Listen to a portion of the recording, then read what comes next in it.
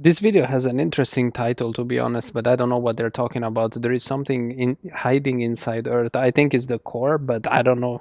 Found a Let's see. new planet, home to octillions of the most extreme beings living in the most absurd and deadly hellscape.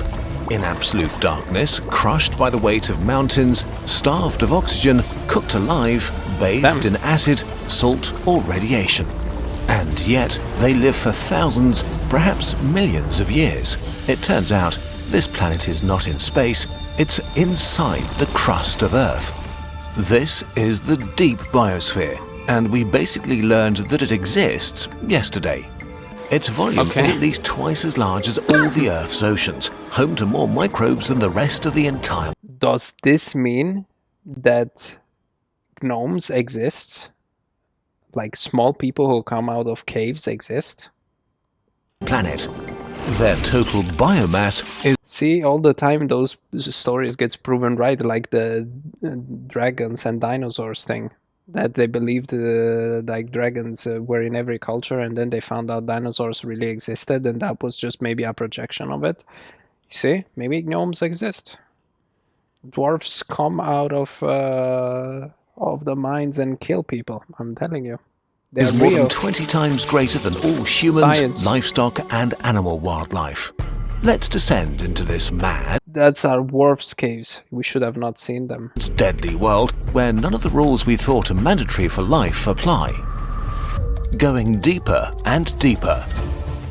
Deep life seems to be everywhere we look, below the oceans, near volcanoes, beneath the glaciers of Antarctica, under any landscape we can imagine, and anywhere we live.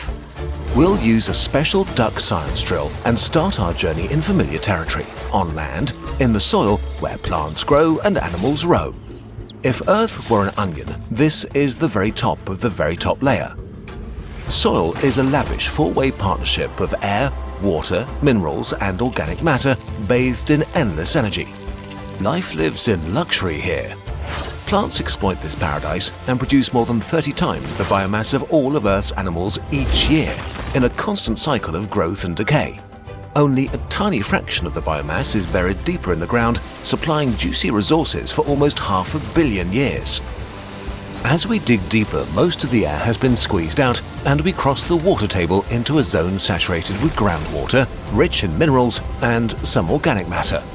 Roots from the most ambitious plants reach down here, and the most common inhabitants are scavengers living off decay. This layer can be pretty cold because it's still slowly warming up from the most recent ice age. We reach bedrock, a foundation of solid rock for all the less solid stuff above, home to fractures filled with water. It can be exposed to the surface or buried hundreds of meters below stuff. Here in the dense bedrock, we're in a weird planet inside the planet, the most thrilling zone of the deep biosphere. As we drill further down, temperatures gradually begin to rise, and soon it gets really hot and the pressure rises. Underneath 400 meters of rock, the pressure is similar to the surface of Venus. We drill faster now, down to 1,000 meters, deeper than the Burj Khalifa is tall.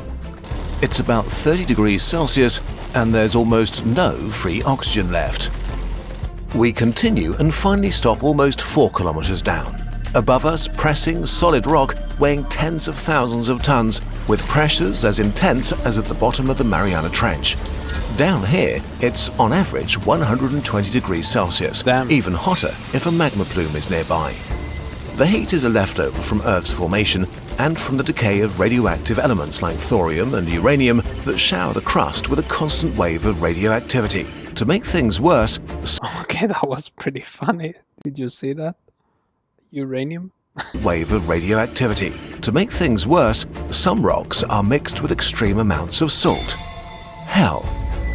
And yet, life is thriving. Inside rock.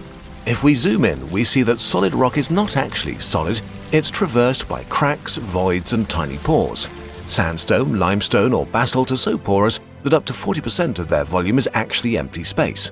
But even much denser rocks like granite can be split open by cracks and fractures. We've found a gigantic planet-spanning system of microcaves, free real estate filled with water and hardcore microbes. And these caves are moving. Just like the atmosphere is constantly mixing air to create weather, down here rocks are mixing to create rock weather. Submerged mountain ranges are shifting and ripping, crashing and merging. Continents smash into each other with the energy of millions of nuclear weapons, but as slow as your fingernails grow. Countless tiny and not so tiny earthquakes rip open tiny new fissures and passageways, creating new spaces for life and closing others off forever. In this hot, moving pressure cooker, minerals are forged and baked, and organic molecules are created and destroyed. An insane menu for anyone brave enough to try to survive down here. Let's venture into the system of tiny caves and meet some of them. The most extreme living things. I didn't know life could extend there. We think that octillions of microbes live down here, and naturally they are pretty hardcore. The doomsday preppers of the underworld. Some have big, bulky genomes living entirely on their own, basically forming their own ecosystem, like the bacterium Desulforidus aurex viator. It synthesizes its own food by nibbling carbon or sulfur from the rock and turning it into organic substances. If the conditions get too extreme, or if there's no food around, it kills itself to survive by forming an endospore. It divides into a big and a small part and swallows the small part again, forming a cell within a cell. The outer cell then sheds its water and kills itself, leaving the spore to float around, maybe for thousands of years, until it finds a good place to spring to life again. Others like some company, like the archaea with the clunky name Altiarchaeum hemiconexum, that have a rare double membrane covered in weird materials that protect them against the extremes. They shoot out nano-sized grappling hooks to tether themselves and seem to live in cracks and fissures filled with water completely devoid of oxygen, harvest carbon dioxide to create biomass, and may sort of eat hydrogen. The conditions in the deep biosphere are so harsh that other microbes share the hard work by forming consortia.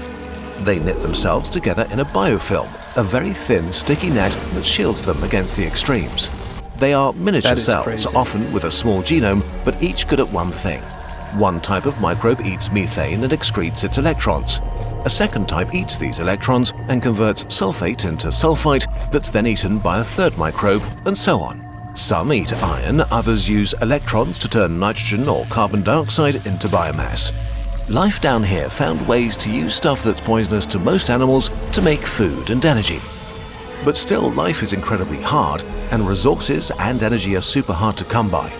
So the most intense strategy for survival down here is to live forever.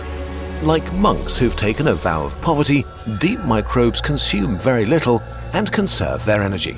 Their metabolism is up to 1 million times slower than microbes at the surface. They had a meal when you were born and are still digesting it.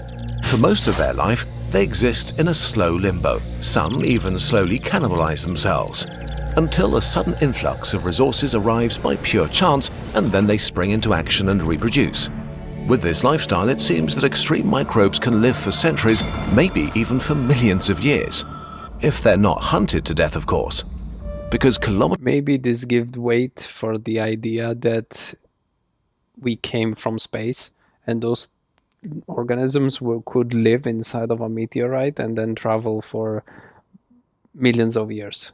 As deep in limestone habitats, there seem to be spaces big enough for multicellular predators. We've found asexual worms, 100 times longer than microbes, hunting and devouring bacteria. It's not clear if they originated down here or if many earthquakes opened up fractures for water to carry them into the deep. But there are other fierce predators like rotifers or arthropods in the depths, hunting immortal microbes. We wish we could tell you more insane things about life in the deep biosphere, but there's a problem. We don't know that much yet. For one, we can't really get a good look under kilometers of rock. Drilling down could contaminate the samples with microbes from the surface. We've found living ones in deep mines and brought them into the lab. But it's pretty hard to simulate the conditions they feel comfy in boiling hot water, squeezed under mountains, submerged in deadly chemicals, and still see them through a microscope. And the microbes live so slowly for so long that nothing might happen. A lot of what we know about them we got from turning them into a slurry and looking at what their genes could do, like breathing nitrogen or eating methane. We know that the diversity of life in the deep biosphere must be staggering, and that some of the most hardcore and extreme beings live down there. Der Großteil deines Gehalts geht für die Miete drauf. This Dann habe is a more interesting video than I thought, to be honest. Frontier of science, super hard to study, and most of what we know we've learned in just the last 20 years. There is so much more undiscovered mystery for us that could bring us progress in medicine, energy, the climate, and more. Let's end by moving our gaze from the inside to the outside again. Since we now know how extremely large the deep biosphere is and how life down there survives without Maybe light, there is life on oxygen, Mars, same for temperatures, example, just or not being come. covered in poison, could there be deep biospheres all over the universe? Maybe all you need is a planet or moon with internal heat or radiation, and a chemical composition that allows microbes to build the parts they need. Some scientists suggest there could be 10 of them in the solar system, hiding beneath a seemingly dead and frozen surface. So as we learn more and more about the life below our feet, we may accidentally learn about life in the universe. You're lucky. You don't need Actually, very interesting video, I might add. And again, it might be explaining how life came here. Maybe from another planet who got hit by something and then a big rock came flying by. I mean, it could very well explain that if they can't resist for millions of years. I enjoyed it.